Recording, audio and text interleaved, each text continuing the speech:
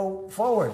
And I'll tell you what, the governor and the mayor and the senators out there, they're afraid of these people. This is worse than Afghanistan, by far. This is worse than anything anyone's ever seen. All run by the same liberal Democrats. And you know what? If Biden got in, that would be true for the country. The whole country would go to hell. And we're not going to let it go to hell. Thank you very much. The BBC's Barbara Plett-Usher has more. This is becoming quite a controversy. President Trump has said that those protests have been going on for a long time now, 52 days actually, and that they have been getting out of control, that there have been lawless actions, and that he therefore had to send the federal agency in. And security officials in Washington said that there had been threats to federal buildings, and that's why they had to deploy. But what the local officials, the governor and the mayor, are saying is, yes, they've been dealing with these protests for that long. Most of them have been peaceful. Some of them have been much more confrontational, but that they were de-escalating. They had been working to de-escalate the situation. And what happened when the federal agents came in with their tactics, they've actually just made things worse. In fact, they've called out more demonstrators who are angry about the situation. And so they have criticized President Trump, saying that this is a political tactic, his sort of law and order message that he's using to campaign for president, that this is why he's doing this. And the Attorney General of Oregon is challenging this in court, saying that these tactics are against the law. So it is a controversy in Oregon, but President Trump seems ready to go forward despite that, and he's talking about other cities as well. Barbara Plett-Usher reporting. A gunman has killed the son and wounded the husband of a prominent United States judge. Police say the suspect was dressed as a FedEx delivery worker, knocked on New Jersey Judge Esther Salas's door and shot her family members. He's reported to have also shot and killed himself. Judge Salas had been handling a class action suit against the bank of the late sex offender Jeffrey Epstein. The New York Times says the suspect was a self-described anti-feminist lawyer who had sued nightclubs over ladies' night discounts, the federal government over a law protecting women from violence, and a university over women's studies courses. The UK government plans to suspend its extradition treaty with Hong Kong. Announcing the move, Foreign Secretary Dominic Raab says the UK wants a positive relationship with China. But he said the imposition of the new national security law in Hong Kong by Beijing was a serious violation of the country's international obligations. The government has decided to suspend the extradition treaty immediately and indefinitely. And I should also tell the House that we would not consider reactivating those arrangements unless and until there are clear and robust safeguards which are able to prevent extradition from the UK being misused under the new national security legislation. Mr. Speaker, there remains considerable uncertainty about the way in which the new national security law will be enforced. I would just say this: the United Kingdom is watching, and the whole world is watching. The opposition Labour Party says it will support changes to the law, calling it a step in the right direction.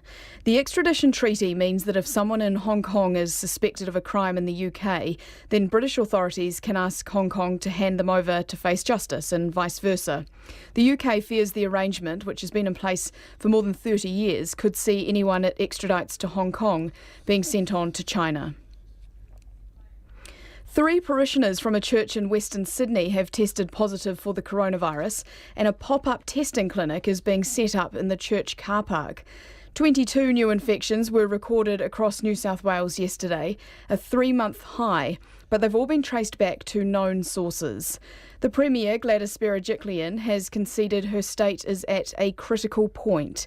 Meanwhile, there's been a rush on in Melbourne to buy face masks before a mandatory order comes into force. Anyone caught not wearing a mask from tomorrow night will be fined $200. Lebanon is facing economic ruin. The country's currency has lost around 80% of its value against the dollar in the last 9 months. Prices have soared, and much of what once counted as the middle class has been plunged into poverty. Talks with the International Monetary Fund for a bailout have faltered. The BBC's Martin Patience has been speaking to people in Beirut about how they're coping. Can I just ask how the economic situation's affecting you? badly. Prices is going 10 times more. It's difficult to buy food, it's difficult to buy clothes, to buy everything. For my salary, I can buy less than old phone now. For your monthly salary, you Yes. can now only afford... I'm a teacher, my basic salary is 3 million. A year ago, that would have been about $2,000, £1,500. Now, that is $200. Yeah. Our saving money in the banks, if it's in dollar, we can touch it. People have lost all their savings. Yes, situation is bad. I have a family. We're now struggling to see the future for us, you know. And now we're coming to a point where the only solution for us is just to leave, because it's looking like you cannot live in this country anymore. The minimum things that we need are not available. And what are they? The minimum things you need to survive, you know, like electricity, ability Money. to buy food. Money, exactly, yeah. And there's no money. We kept having this minimum hope that things are going to get better, things are going to get better, things are going to get better. But personally, I lost hope. Who do you blame? Us. I blame us, I blame myself, I blame him, I blame her. Us, you let things happen to you, you know? It may feel that Lebanon's economic collapse has happened overnight, but the reality is it's been years in the making. The central bank here was running what critics have called a Ponzi scheme, paying ever higher interest rates to attract US dollars. And those dollars were then used to pay for imports, fancy cars, but also food, as Lebanon imports practically everything. But late last year, it became clear that the game was up, and almost half the country are now living in poverty. The BBC's Martin Patience reporting from Beirut. A husband and wife who brandished their guns at racial justice demonstrators outside their home in the US state of Missouri have been charged with unlawful use of a weapon. Mark and Patricia McCloskey, who are both lawyers, pointed their weapons as protesters marched through the grounds of their mansion last month. They said they armed themselves because they felt threatened, but a prosecutor says their actions risked violence during an otherwise peaceful protest. Arctic polar bears could be close to extinction by the end of the century if the sea ice they depend on for survival continues to disappear. It's a stark warning from a new study which says only aggressive cuts in greenhouse gas emissions will save the species. The BBC's Victoria Gill has the story. They are the poster species for climate change. Predators that depend on a fragile, transient hunting ground, the Arctic sea ice. And this study has shown that polar bears' survival is tied to that ice. The scientists used models based on satellite data to forecast sea ice decline in the Arctic over the coming decades. That enabled them to predict a future tipping point, to create a timeline for when the frozen hunting season will be too short for the bears to fatten up before the summer. At the current rate of warming, the researchers say all but a few polar bear populations will collapse before 2100. With less fat, they're entering a fasting season that's longer than it used to be. So is that now unavoidable? Are we already on that trajectory to just lose polar bears? The trajectory that we're on now is not a good one. But if society gets its act together globally, we can halt global warming in time to save polar bears. And if we do, we'll benefit the rest of life on Earth, including ourselves. The consequences of climate change are already playing out in the Arctic landscape. And this new timeline, the researchers say, is a stark reminder that the survival of an entire species is at stake. Victoria Gill with that report. And that's World Watch for today. Back to you, Marnie. Thanks, Annabelle. And that's Midday Report. Te Purongo o Te Potutanga for today, Tuesday, July the 21st. Stay with RNZ. We'll bring the latest COVID briefing with the Health Minister, Chris Hipkins, and Director General of Health, Ashley Bloomfield. You can also watch the stream live on our website, rnz.co.nz. There you'll also be able to listen back to all of our interviews from today and our business, sport and rural news. Nei te mihi kia koutou I whakarongo pikari mai nei ki tēnei te pūrongo o te Potutanga. We'll be back tomorrow with interviews and the latest news from Aotearoa and the world. But for now, from the Midday team, kia tau te mauri, tahuri mai a pōpō. Hei kona.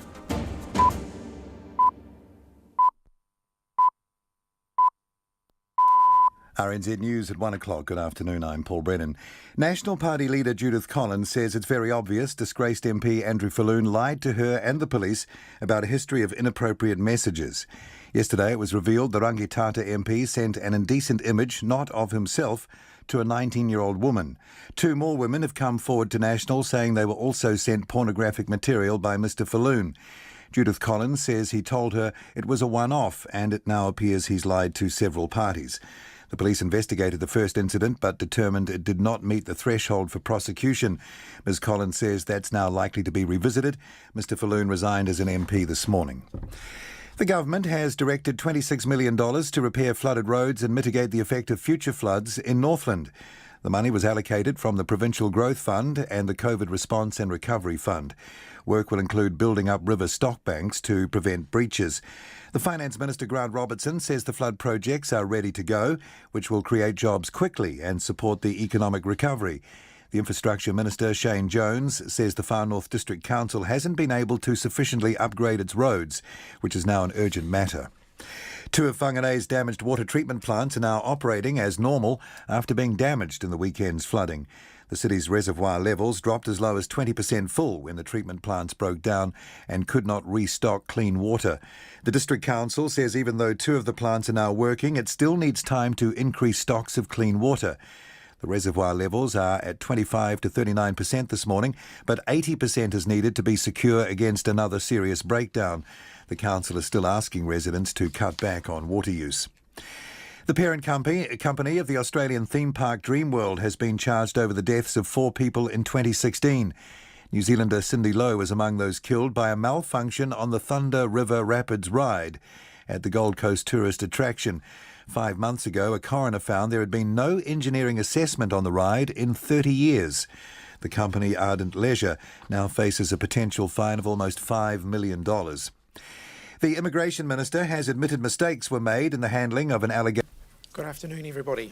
Before we get underway today, I wanted to start with a few words about the next tranche of health investments from the COVID-19 Response and Recovery Fund. It's clear that the world is going to be living with the ongoing impact of COVID-19 for quite some time.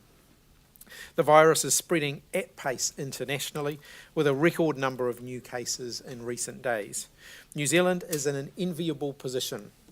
Thanks to the decision to go hard and go early, and thanks to the sacrifices that New Zealand has made during the lockdown, we have no evidence of community transmission here in New Zealand. Our economy has largely reopened, and we have relatively few restrictions in place on our daily lives. But we cannot take anything for granted. That's why we're putting so much effort into our management at the border, into our managed isolation and quarantine facilities to keep the virus at bay and to protect the gains that we have all made together. That's why today I'm announcing a range of investments to strengthen our capacity to respond to COVID-19 and ensure that New Zealanders continue to get the care and support that they need from our health system. One area where the pandemic has had an immediate impact is the global supply for medicines, medical devices and PPE. For example, to prepare for a potential COVID-19 related increase in treatment of patients in ICU, Pharmac secured additional stock of a number of medicines. These medicines have more than doubled in price since COVID-19 began. Disruption to the global supply chain is expected to continue for some time, and it's not realistic to think that Pharmac can absorb those extra costs within its existing baseline funding. So to secure our ongoing supply of medicines, the government has approved an extra $74 million in funding for Pharmac this year and an extra $76 million in funding for Pharmac next financial year. That's on top of the almost $250 million in extra funding that Pharmac has received over the last 12 months. I'm also announcing today an extra $30 million will go to the National Close Contact Service that was established earlier this year.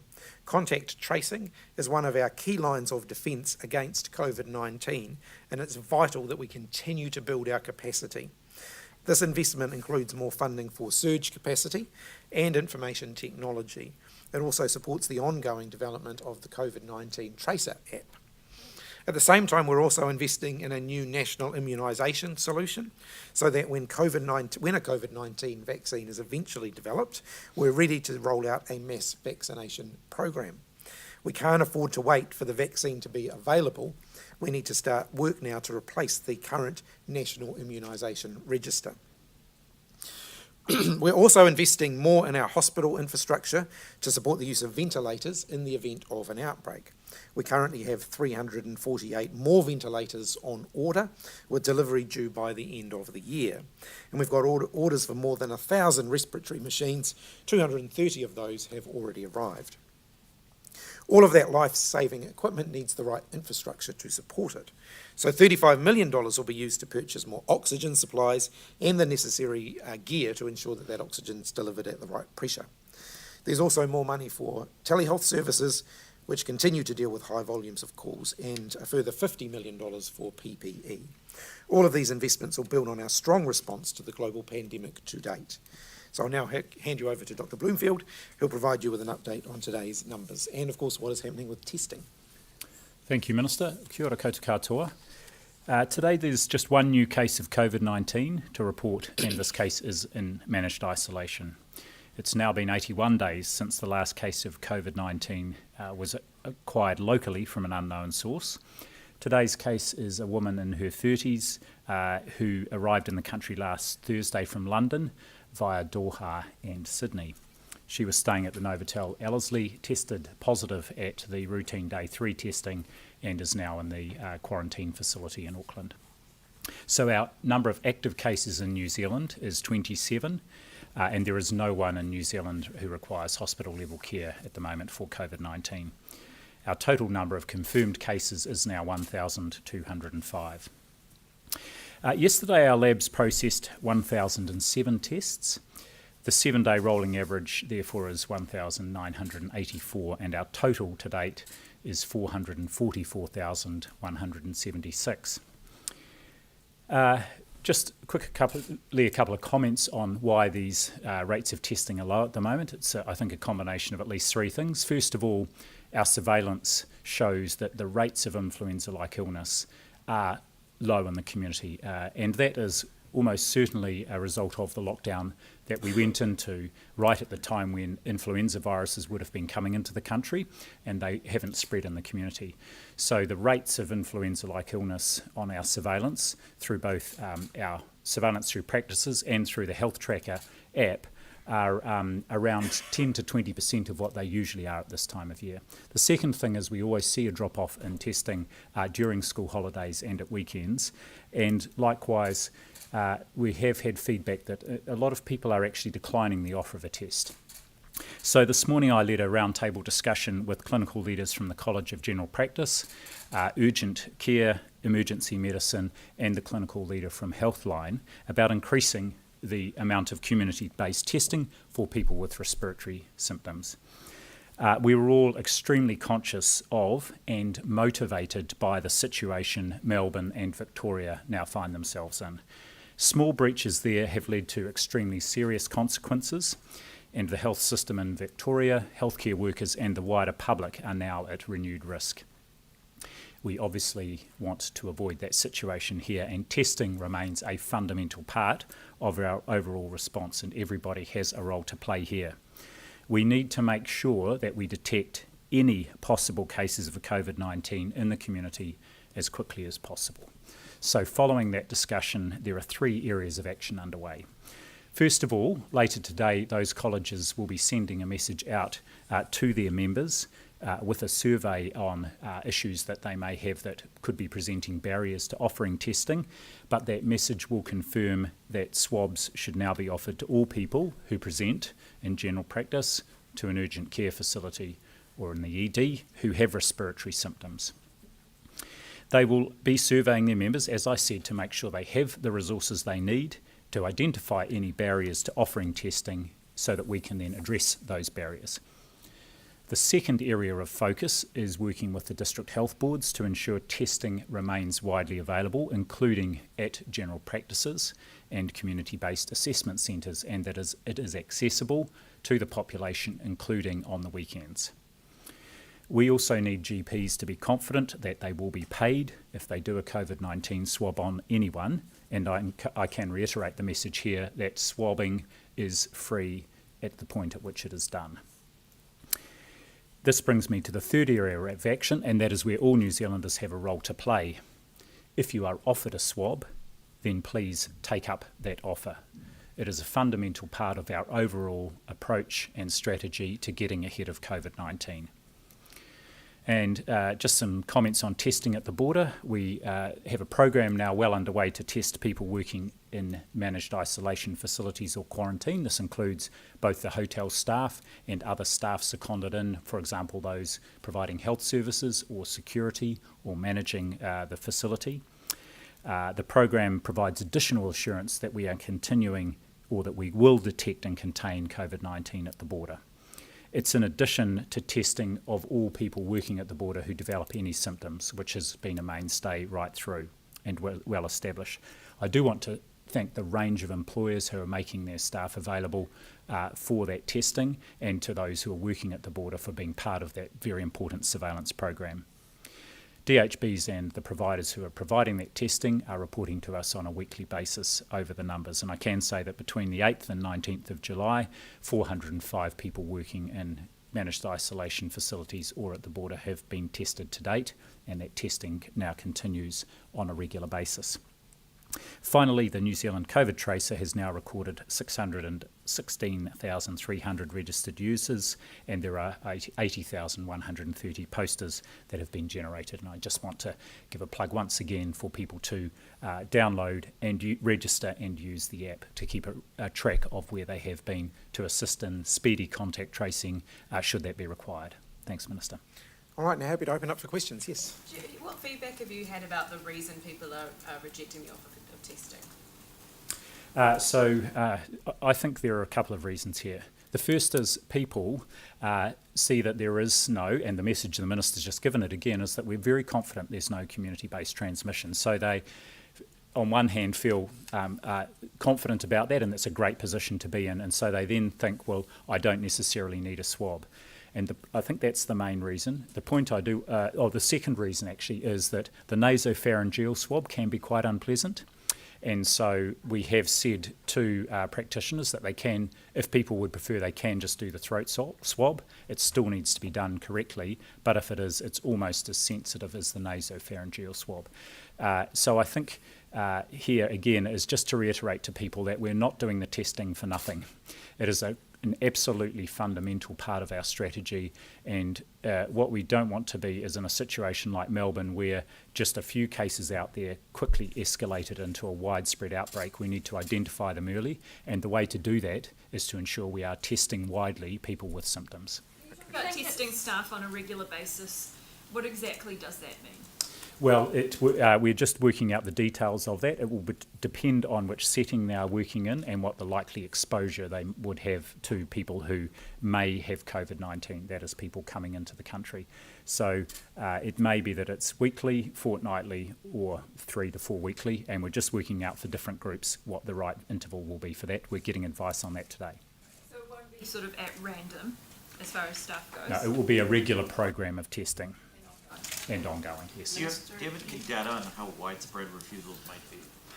I don't at this point in time, and that's one of the questions that the colleges are surveying their members around, and we should have that information back later this week. It may be early next week before it's been collated, and I can then report that to you. But anecdotally, was there a sense when you were meeting with people earlier about the scale of it? No, I don't. I don't really have an idea of how to quantify that. Drop-off in testing. Do you think the drop-off in testing numbers is because the messaging over the criteria for who should be tested has changed a number of times over the last couple of weeks and people are confused? Not necessarily. I think that probably hasn't helped. I think there's also, it was the last day of school holidays over the weekend. We do see a lower. We saw a downturn in the last school holidays. We typically see a downturn in the weekends. So I think the outline, the measures that are being put in place now to get those numbers back up again are very important. But a really important message to stress again to New Zealanders is if you're offered a test, take one up. We are asking everybody to do their bit here to make sure that if there is any COVID-19 in the community that we pick it up. So we're not doing this just as a nicety. This is actually a really important part of our response to COVID-19. We've got to keep vigilant, stay vigilant, and make sure that we're keeping it out of the community. Announcement late last month that people with cold and flu symptoms no longer had to get a test. Do you think that should never have been made? Look, I think one of the things that I guess the health system as a whole would have been conscious of is that as we come into flu season, we didn't want to be completely swamped with a bunch of testing that wasn't necessary if we didn't have community transmission. But we still need to have a sufficient level of testing to ensure that we don't have community transmission. So getting that balance right is important. The balance, as I indicated last week, the balance has swung too far one way. We're not getting enough testing now. So we've got to correct and we've got to push back so that we are getting the level of testing that we need. Okay, so what is a little bit more detail about what this national immunisation sort of update will look like? So we do have a national immunisation register at the moment. My understanding, the advice that I've received is that it wouldn't necessarily be able to cope with a mass immunisation program. So there's some IT work that is needed there around getting that register into a more robust form. It's a legacy system, so from time to time you do need to update these IT systems. So we're going to get on and do that work. That'll mean that we're well positioned when we're in a position to do a mass vax campaign to use that as the platform to do that. RNZ COVID tracer sort of registrations went up last week for a little bit, but now they've again sort of fallen to that same flat line. Is there any update on whether businesses are going to be required to put up QR codes or any other measures you're going to be? So I've received some further advice on that late last week. I haven't had a chance to go through that, and I obviously then have to go back to Cabinet if there's future decisions required on that. So I'll be working through that over the coming week. In the meantime, though, every New Zealander has the power to download the app now. And I also want to say to the business community, a lot of the business community are saying, we're really happy with the space we're in now because we've got so much freedom back. How can we assist? How can we make sure we stay in this positive space that we're in now? And they can do that by encouraging their customers to take up the COVID app and to be using the COVID app and to make sure they do the display in the QR code. So that's something that businesses can help us with. They can help to communicate that message as well. If you reach that immunisation solution, it makes it sound like rather than just like you're working on an actual vaccine or something like that. So it's not, how do I put this? Can you explain to us how it works, what it's going to do, and what efforts are being undertaken in relation to a vaccine? Well, as you'll be aware, there's a lot of work going on around the development of a vaccine here in New Zealand and around the world, and Dr. Woods has already outlined what the New Zealand government is doing to back the research around vaccine development, and you're welcome to put further questions to her on that. The bit that I have been interested in, and the health system of course is interested in, is once we have a vaccine, how quickly can we get it to people? How quickly can we administer it so that we build up, so that it can work as intended? Because the sooner we're in the position to do that, then the sooner we're in a position to start opening up again.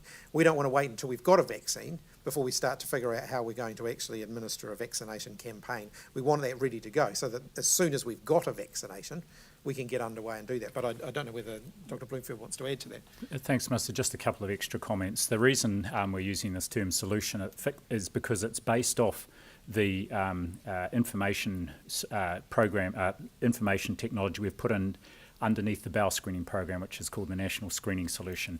And that is now providing a platform on which we can put other key public health programs. The first one of those is we've used that platform to build up the National Contact Tracing Solution, so it's the same underpinning technology.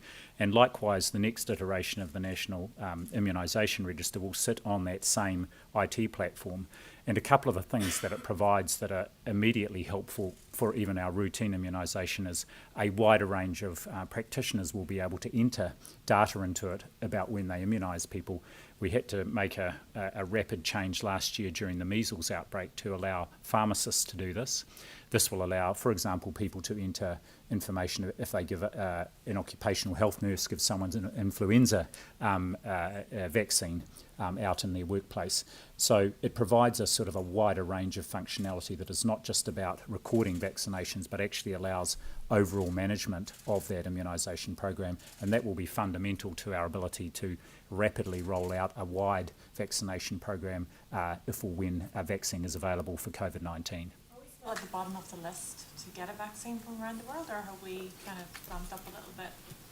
Look, I wouldn't say that we're at the bottom of the list. Obviously, New Zealand's doing its part around, the international research effort to ensure that a vaccine is developed. Those decisions are a long way away at this point. Farmer relies on so the medicines have gone up sort of 70% in price, and Farmer relies on a sole supply arrangements. Are you sure that they're getting the best price available for these drugs? Well, look, that is one of the strengths of the Pharmac model. It is that, through the bulk purchase arrangements that Pharmac can put in place, we do tend to get a very competitive price for our pharmaceuticals. And actually, I have, before COVID-19, travelling around the world as a politician, can tell you that our Pharmac system is the envy of many other countries around the world when they look at the price they pay for their pharmaceuticals compared to what we're paying for it. They actually think that we've got a very, very good and robust system here. So, I think successive New Zealand governments have jealously guarded the Pharmac model, and will continue to do that because it does result in a wider range of healthcare being available to New Zealanders than if we had a open slather as other countries do. So that's the result of the price rise is sort of the global shortage and demand for it rather than the model that Pharmac is operating to? No, I think the price increase is a part of a global supply chain challenge. You don't just see this in pharmaceuticals, you'll see it in other fields as well. Pharmaceuticals, PPE, medical devices, they're not immune to the fact that there are some global supply chain issues at the moment. On the testing, so with the sort of broadened testing regime, is there going to be any more transparency of who is being tested? So workers in the community and people who are in managed isolation, because it's very tricky to get at the moment. One of the things that I've said, and I'll get the DG to give you an update on where they're at with this, is I want to see on a daily basis, when we get the daily testing results, a breakdown of which of those tests are coming from the community, which are coming from MIQ facilities. We do that part now, but I want a separate reporting line for testing of staff at the border. So at the moment, their systems are being put in place to allow that to happen, but I don't know whether... Thanks, Minister, and we're working apace on that. We will then publish those results, and usually when we speak to them, we talk about how many were done at MIQ facilities of the total, and we will be able to provide a table with a breakdown each day of just where the testing from the day before was conducted. On vaccines for Dr. Bloomfield, what do you make of the new University of Oxford vaccine reported in the Lancet today? Oh, look, I think it's hugely encouraging. Again, it's a first step, but to have a vaccine trialled in a reasonable sized cohort of people and showing an immune response is very encouraging. And I think the thing that I took most from that was a researcher in a sense, who's part of a rival initiative in another part of the UK was speaking very positively about that. And I think the key thing in this effort is that knowledge that has been gained and the results have been published early, so that then is available to inform all others who are also researching vaccines. So this is a very promising start. The next phases, of course, are also important with following those people up to see how long the immune response lasts, and also testing it for safety and efficacy in a larger group of people. I will just have a couple more questions, because I know that's a house sitting day and people who have other places they need to be. Do you want to do a quick follow-up on that? One quick follow-up. The UK has already ordered 100 million doses of that vaccine, so is New Zealand working to procure as well? Well, not specifically of that vaccine, but what I can say is that New Zealand has a number of irons in the fire in the vaccine area, and I know that, and the Minister's referred to this, and Megan Woods has as well, Minister Woods, that actually there is further advice coming to the government about where it needs to invest additionally in sort of pre-market commitments on a whole range of vaccines. Because even those that might be showing early promise may not end up being the best candidate vaccine right at the end of the process. So I think having our efforts spread across both a range of possible vaccines, but also working collaboratively with other countries and other international partners is the way to go, and that's the approach we're taking. Okay. You said that 300 or so ventilators have arrived in the country. So how many ventilators do we have at the moment, including those ones that have arrived? And how are you making decisions about where they go? Look, I haven't got the numbers, the exact numbers. I know that we managed to increase our numbers of ventilators, from when we first started. I don't know if you know the number off the top of your head. I don't have the updated number, and we will provide that. Yeah. However, what I can say is we now have a group looking at where those new ventilators should be distributed to make sure we have got them in the right place around the country. Yeah. Hold in a central location, or are you looking at distributing them immediately to DHBs? We would distribute them out, and of course they are something that can be relocated quite readily if needs be to different regions. Yeah. Last question. Question for the sports team ahead of the rugby match this weekend. How does it feel being in the scrum alongside a former All Black, a Hurricane and a Samoa international? Well, I think I've been set up by Ken Laban, who's organised this, because I said I'd have a short run on the wing, and I've been listed at number 7. And I'm greatly privileged to be in a forward pack alongside Rodney Saiolo, Jason Eaton and Norm Hewitt, but I'm not sure how long I will last on the field. Thank you. If you had a rugby nickname, what would it be? I haven't thought about that, but my comms team are coming up with some options, so maybe Thursday I can divulge that closer to match day. Minister, are you concerned at all about someone trying to put a big tackle in on the Director General? Look, I think he'll be able to look after himself. Thanks.